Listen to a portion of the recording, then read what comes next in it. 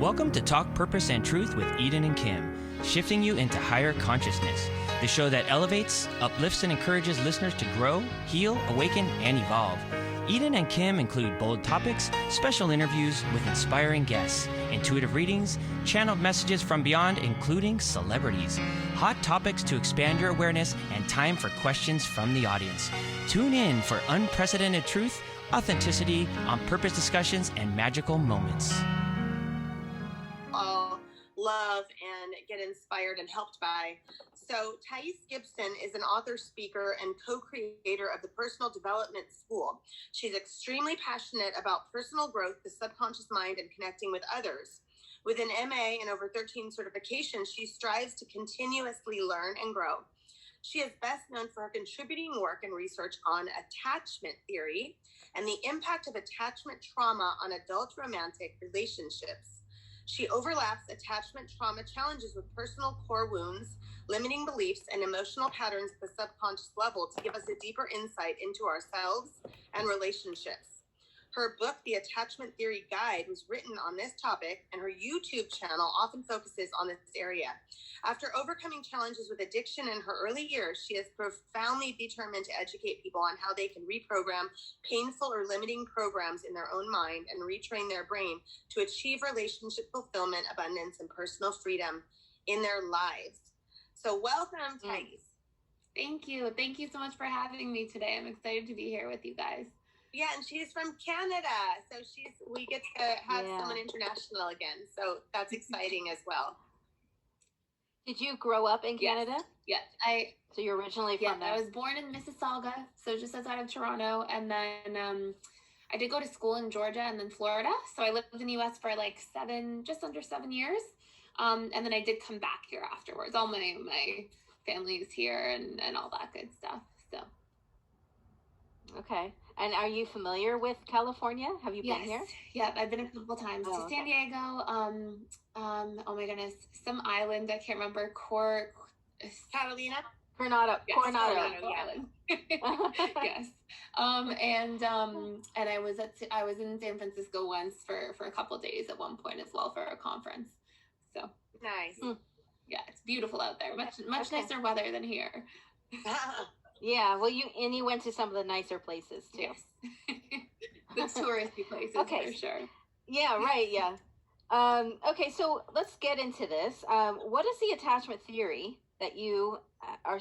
I just can't wait to hear everything about it. It just seems like it's right up my alley, and I know that it affects relationships in every way. So I'd like you to share more about that. Romantic relationships, especially. How does that impact the romantic relationship? So the analogy, attachment theory in general was originally John Bowlby's theory and Mary Ainsworth, and they sort of worked together on this theory in around the 1970s. And it's sort of been something that's evolved for a long period of time. And it's at this point now where literally we're creating something called integrated attachment theory. And it's really about like how essentially we get these programmed rules for relating to others, and they really translate into our adult romantic relationships. So the way you can think of attachment theory in general is essentially that, like, the analogy I often give to people is if you have two people playing a board game and they have a different rule book for how to play the board game, they're going to run into a lot of conflicts because we're playing the game by different rules. And when we're going through our early lives, we essentially get these subconsciously programmed sets of rules for how to relate to other people. And it begins with our caregiver relationships. And so our caregivers or parents will teach us different things by what's modeled, what they're saying repetitively, what our firsthand experiences are with them. All of those things are the three ways the subconscious mind gets programmed. And those become our rules for how we relate to other people. But the problem is that there's different rule books that people are often playing by, and it can create all kinds of chaos and sort of storms in our relationship dynamics. So for people who aren't familiar, there's 4 main attachment styles. There's our securely attached style, which is like the healthy sort of style. And then there's our 3 insecurely attached styles, which are our anxious preoccupied, our fearful avoidant, also known as the disorganized or anxious avoidant attachment style, and then the dismissive avoidant attachment style. And how does that impact those relationships? So I'll give an adult. I'll give a few. I wanted to pause before I dive into all of the So what I'll do is I'll give some really key components of those different attachment styles. So hopefully somebody listening can find themselves in that and be like, oh, that's me, and that's my husband, or that's my wife, or that's my current partner. And it really helps sort of shed light on just what dramatic impacts there can be on these relationship dynamics. So securely attached individuals, to start off with, they essentially get healthy rules for relating. So they basically grow up and a lot of their needs are met. There's a lot of consistency, safety, order, a lot of trust and stability in their relationship dynamic. So obviously this person grows up and they think, well, it's easy to trust people. It's easy to relate to other people. I can connect and rely on other people. I can be vulnerable with people, and that's safe, because a lot of their imprints at the subconscious level from childhood were that stuff, which is great. So that's our securely attached. That's what we're all trying to get to if we're not already there. And then our 3 insecurely attached styles, you can think of as sort of existing along a continuum. So at one end of the continuum, we were anxious, preoccupied. And this is the individual who in their childhood, they have some form of perceived or real abandonment. So this can be that they have really warm caregivers who are very loving, but then the caregivers work for 10 hours a day. And there's this constant like bonding that feels like it's taken away. Or it can be that there are caregivers where one is warm and one is cold. And that juxtaposition between the two creates this disparity, which is like, well, when I'm with mom, I feel connected. When I'm with dad, I feel like there's an abandonment taking place. And so what happens is, because the subconscious mind is reprogrammed or programmed through repetition plus emotion, even if there isn't a huge abandonment where one caregiver literally leaves and never comes back, if there's just a repetition of, constant change from closeness to the lack of closeness, it creates these major wounds of abandonment. And so this individual usually grows up with these huge fears of being abandoned, alone, excluded, disconnected, rejected, not good enough. And they put so much emphasis on their romantic relationships, but it's often at the expense of the relationship to self. It's like, let me people please, let me be boundaryless, let me do anything that people want so I can gain closeness and not have to deal with abandonment. But obviously, when we leave out the relationship to ourselves, that has its own long-term consequences to our relationships. So that's sort of one end of the continuum. And this adult grows up and they become needy in relationships, clingy, fearful, all these different things. So they often end up in relationships, as fate would have it, with somebody who's more dismissive avoidant at the other end of the continuum. And dismissive avoidants are usually individuals who have some kind of neglect in childhood.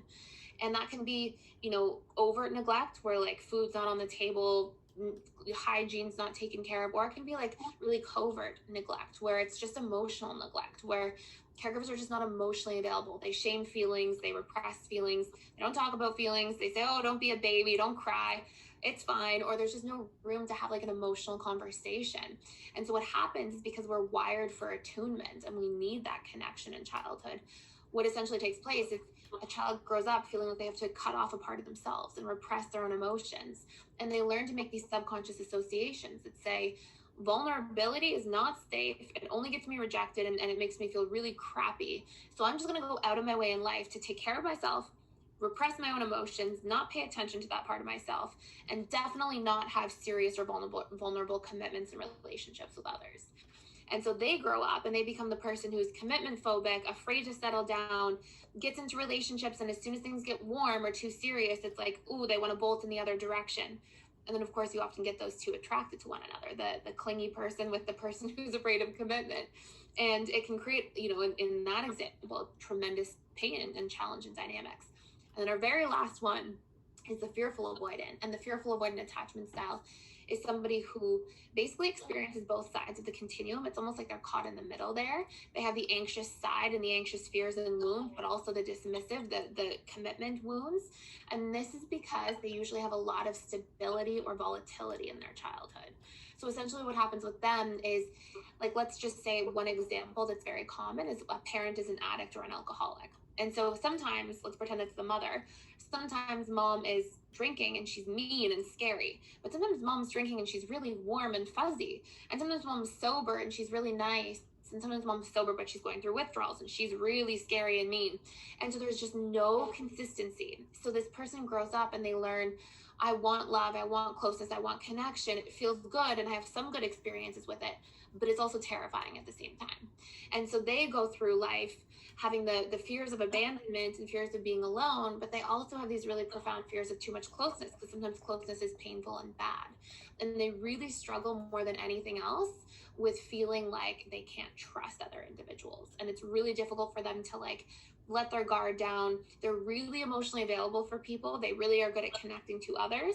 When it comes to opening themselves, relying on people, trusting other people, it's really difficult for them because of some of those painful past experiences. And so in their adult relationships, they're the people that are like, come here, come get close. And people get close and they're like, get back, stay away.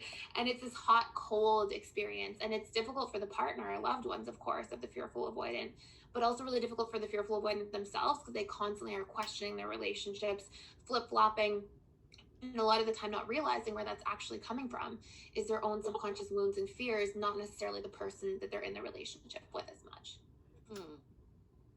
So those wow. That is amazing, because it just makes so much sense. And I think if more people understood this, they would be able to understand one another in relationships better. Yes. And there's certain needs, like, there's little recipes to heal this stuff, because these are just programs that we've collected. And the same way we get imprinted by them, we can de-imprint them or reprogram them and fire and wire new neural pathways and let old ones atrophy, and we can shift out of these patterns. And we can understand, like, you can imagine two people in a relationship. One's maybe more anxious and needy, and one's more dismissive, avoidant, and not available. And you can imagine two of them together, and they can really care about each other and love each other, but it's like their rules are so different, and their needs and expectations are so different, and their love languages are so different. And so they get into this like little emotional storm, and nothing will make or break relationships like somebody's attachment style. So when people can become aware and then learn the needs and then learn how to reprogram their patterns, it really is the way out of unhealthy relationships and into thriving relationships.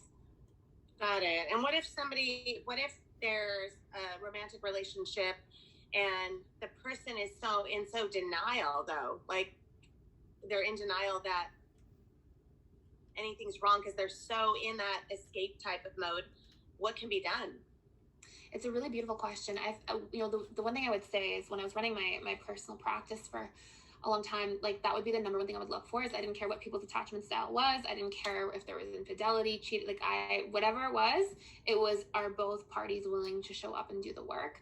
And I think that there's this really important period that takes place where it's like, yes, we can leverage people. We can like tell them what our boundaries are and non-negotiables, and one person can do the heavy lifting and lead the way, but the other person has to at least be on board. They don't have to be doing like reprogramming of their attachment style, but they have to be on board to be like, okay, you said let's talk about our needs, and when you bring up the needs in the conversation, I'll actually be present and then try to figure out what mine are and share too. Like, there has to be at least minimal work being done from the other side. But it doesn't have to be like one person can away and do the work. In terms of like, the major features are, can you learn your boundaries? Can you learn what your needs are in relationships? Can you learn about your expectations and really share about them? Because like the anxious, preoccupied, for example, the needier person in the relationship may be like, I want to spend 6 days a week together in the honeymoon phase of the relationship. And the dismissive avoidant might be like, I really love you, I really care about you, but like 2 days a week is like, I'm capped at that, because they tend to rely on themselves to self-soothe and to kind of like emotionally regulate. And so, if you have two people who really care for one another, you can see how easy it would be, for example, for the dismissive avoidant to be like, I want 2 days a week, and the anxious person to go, you don't love me, you don't care about me, you're not interested, you're rejecting me, when that's usually not the case.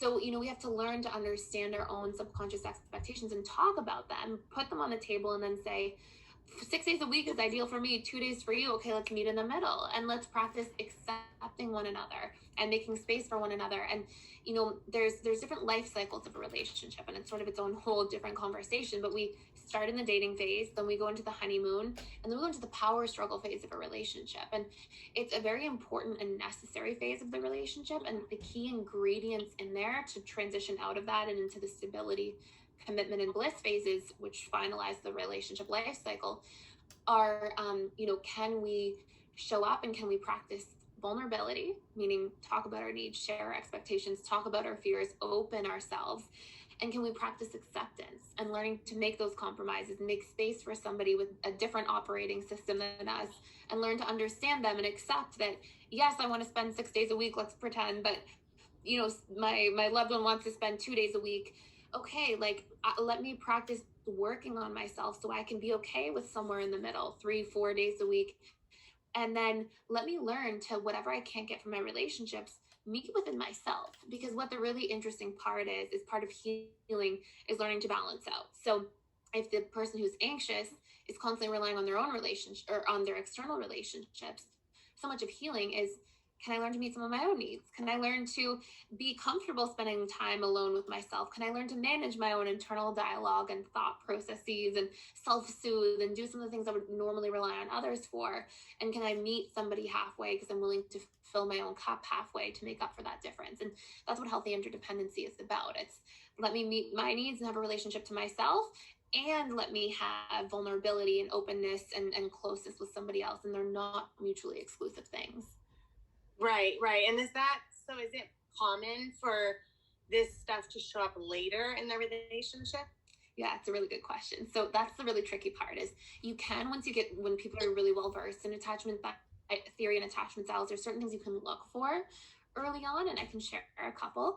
But what we will usually see is somebody's full attachment style tends to emerge after the honeymoon phase, because when we're in the dating and honeymoon phase, we're like vetting somebody, we're getting to know somebody, we have elevated neurochemicals like phenylethylamine, oxytocin, dopamine, serotonin, all these like attraction and bonding and closeness neurochemicals. And when they sort of die out and we adapt and that neurochemical cocktail sort of diminishes, that's when we really see somebody, because kind of the mask comes off. Nobody's on their best behavior anymore. The power struggle phase is like somebody's reintegrating their sense of self into the relationship, and they're more honest with their needs and all these different things. So that's when we'll really see it. But some things you can look for early on is like, one big distinguishing feature of the dismissive avoidant is because they've got that fear of like closeness.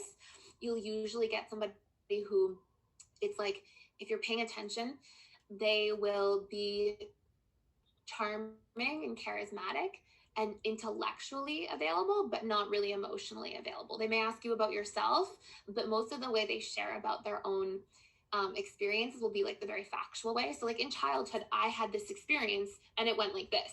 They won't say, in childhood, this thing happened to me and I felt this way, and this was the emotional experience of it. They'll really be sharing from a place, when they communicate anything, that's like kind of with the emotional component removed. And then anxious, preoccupied individuals, you'll see that they're very big people pleasers very quickly. And that they really show up to like please and connect, and they're very charming and charismatic, but they're really poor with their boundaries. They won't often express their individual opinions, that sort of thing. And then fearful avoidance, you'll see quite quickly and early on, they're very emotionally available for others, but they're not sharing about themselves in the same way. And it's like this, they make you feel really comfortable, really open, but when it comes to them saying, these are my feelings, these are my experiences, you won't see a lot of it. Or if you do, you'll see the more that they share about their experiences, the more they tend to withdraw after. And it's because they have this like trust hangover. Like, I shared something, oh my gosh, that was too much, I feel bad about that. And then they sort of pull back to protect themselves and try to re-regulate. Fascinating. Oh my gosh. Yeah, we can apply that in many ways to ourselves and people we know. I think this can help everyone, understand one another better and repair things as well. Yeah, definitely. Yeah. Okay. Well, so I don't know if you can I talk? If you answered this, but our next question is, how do our early childhood experiences with attachment affect our subconscious mind? Yeah, so it's sort of like seasoned in there, but it's really important for people to know kind of exclusively. So it's when we get into dynamics, we have 3 ways that the subconscious mind is programmed. I said it like really quickly in passing. It's what we see, what we hear repetitively, and what we are having firsthand experiences of. So like, for example, like, let's just say outside of attachment theory, if you always hear your parents saying, we don't have enough money, you're going to have lack beliefs at a subconscious level, obviously, because you hear the repetition of that. If you have parents who are modeling to you through what they show you repetitively, that there's lots of fighting in relationships, like, then you grow up to believe that that's what love is, and that volatility and fighting is passionate and exciting and normal, and we create this subconscious comfort zone around it. And maybe to somebody else, like, that's very common for fearful avoidance, that like for them, love is volatility because they were the ones that had mom as the addict or the alcoholic or whatever it might be. So they love in that way. And so whatever we're repeatedly exposed to that elicits an emotional response becomes our framework for how we learn to relate to others. And that can be great if we're secure, but most people are not securely attached nowadays. And so, it sort of puts us in a tough position. And that's why when we can realize that, like, even if we have an insecure attachment style, there's nothing wrong with us. Like, we're not like bad or defective or messed up. It's just, hey, we've got some programs that may be working more against us than for us in this specific area of life. And just like we got programmed with these things, we can reprogram them using repetition plus the motion of new behaviors and new thought processes and feelings, and we can actually shift out of that dynamic overall. Yes. Well, it's good to hear that it could be healed. Yeah, and I love that, the emotion and the constant exposure, because that makes sense. Like if something's traumatic for a little while, but then the next 10 years it's like harmonious and you feel joy, then most likely you're going to feel a lot more of that and be able to kind of heal the other thing. Exactly. And we're changing all the time. So like people will get so worried and go, oh, I had this really insecure upbringing. And it's like, yeah, but if you show up, and so much of healing, in my opinion, is like, a lot of our wounds come from childhood and early caregiver experiences. Then they tend to be magnified or like exacerbated in our adult romantic relationships. And it's because relationships are showing us to ourselves. It's because they're mirroring to us what we need healing and what's showing up. Like the interesting thing, when you look at just like dismissives and anxious, and they're often together, well, anxious, preoccupied individuals, they're in a dismissive relationship to themselves. They're constantly dismissing their own feelings, their own needs, their own boundaries to please others.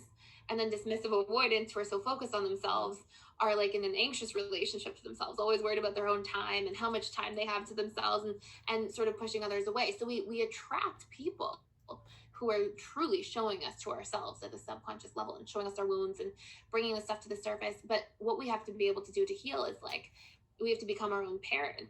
In a way, it's like whatever we didn't get from our caregivers, we have to learn to give to ourselves.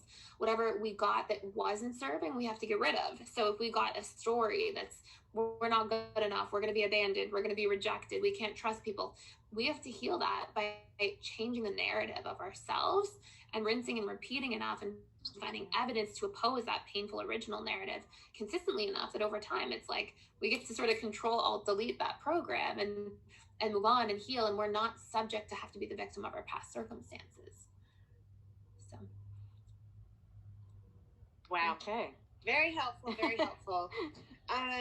So yeah, I'm curious, personally, I've gone through almost 4 years of really severe hormone imbalance.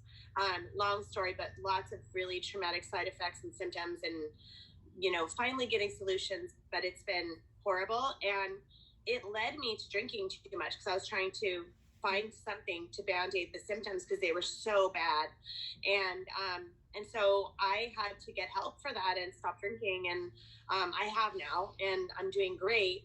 But I am curious, what is the relationship between addiction and the subconscious? Yeah, it's a beautiful question. Congratulations, by the way. Thank you. Sobriety and sort of trying to, that's an exciting time. So, and this is something I went through as well. I mean, when I was 14, I had a bunch of childhood trauma. Basically, when I was 14 years old, I got addicted to painkillers after a knee surgery. And I didn't even know like what addiction was when it was happening. It was so crazy.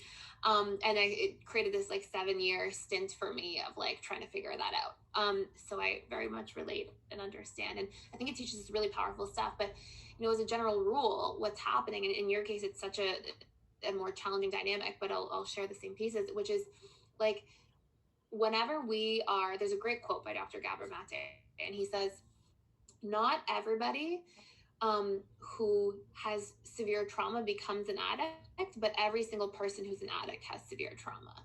And it's this idea that like what's happening is our subconscious mind is every day, all day long, our subconscious mind, every single thing that it does is a strategy to get needs met.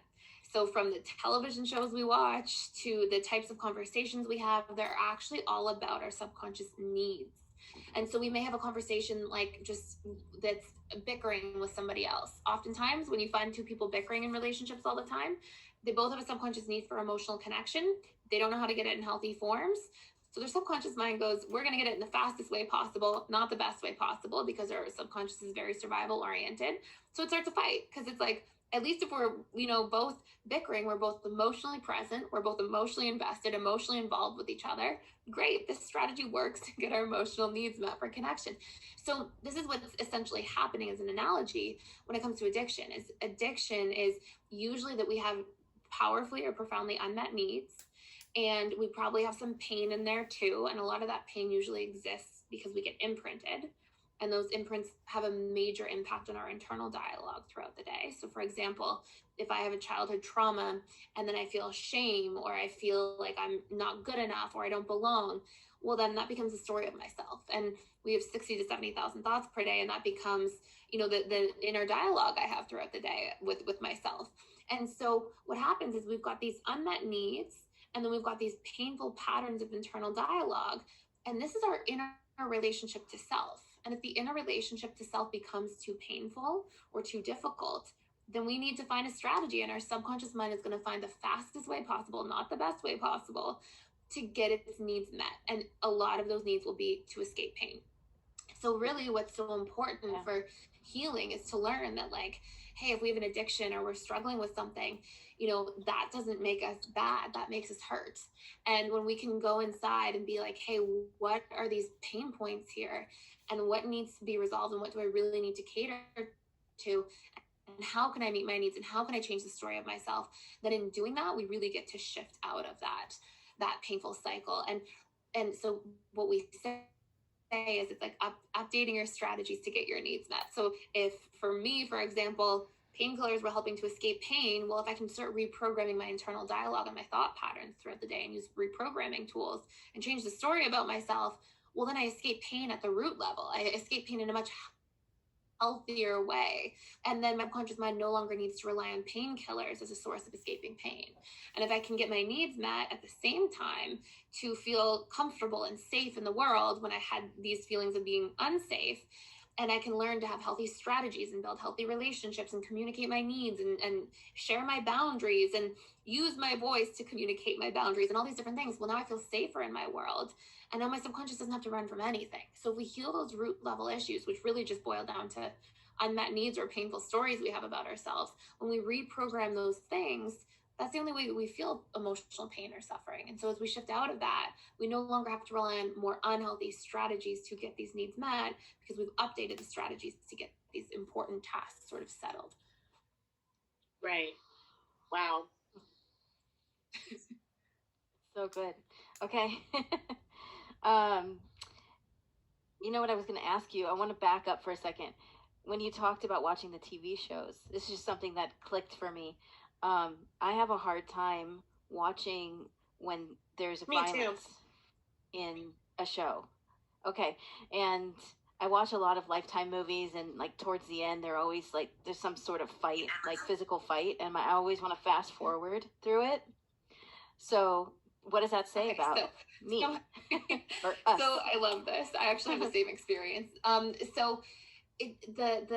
share this story because this is such a good story and it really paints the picture, and then I'll go into it. But I worked with this lady once. This is like 7 or 8 years ago, probably. And she came to me. She had just finished getting her PhD. And she was like, I finished my PhD.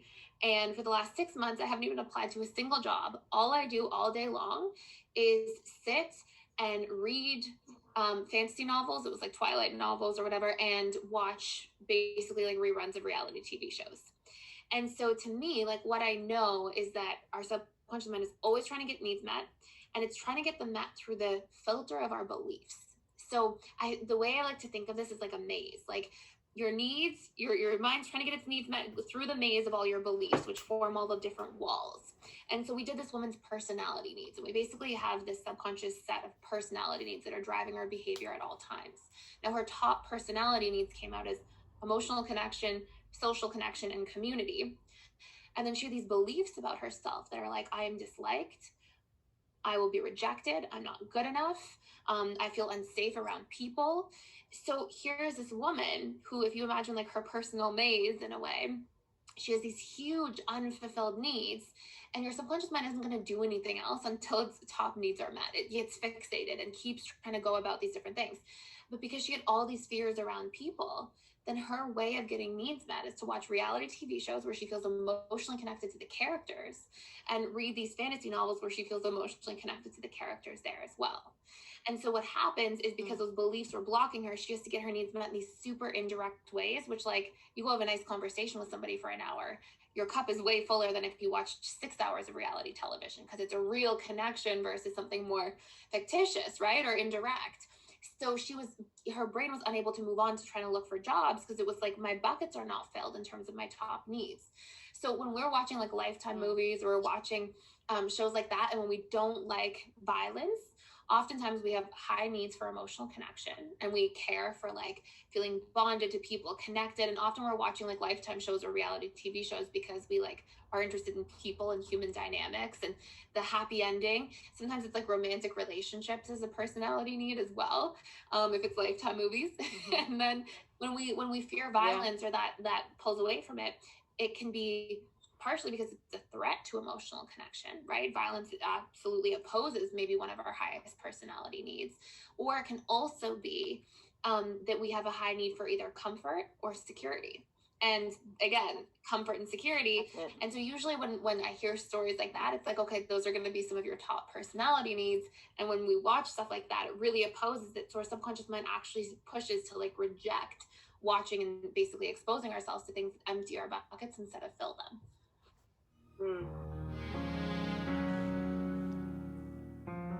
For more information on Eden, go to edensustin.com. For more information on Kim, go to kimlifecoach.com. Make sure to follow them on Instagram, Twitter, and Facebook at Talk Purpose and Truth Podcast. If you loved this episode, you'll love every episode. So be sure to subscribe so you don't miss anything. Thank you for listening.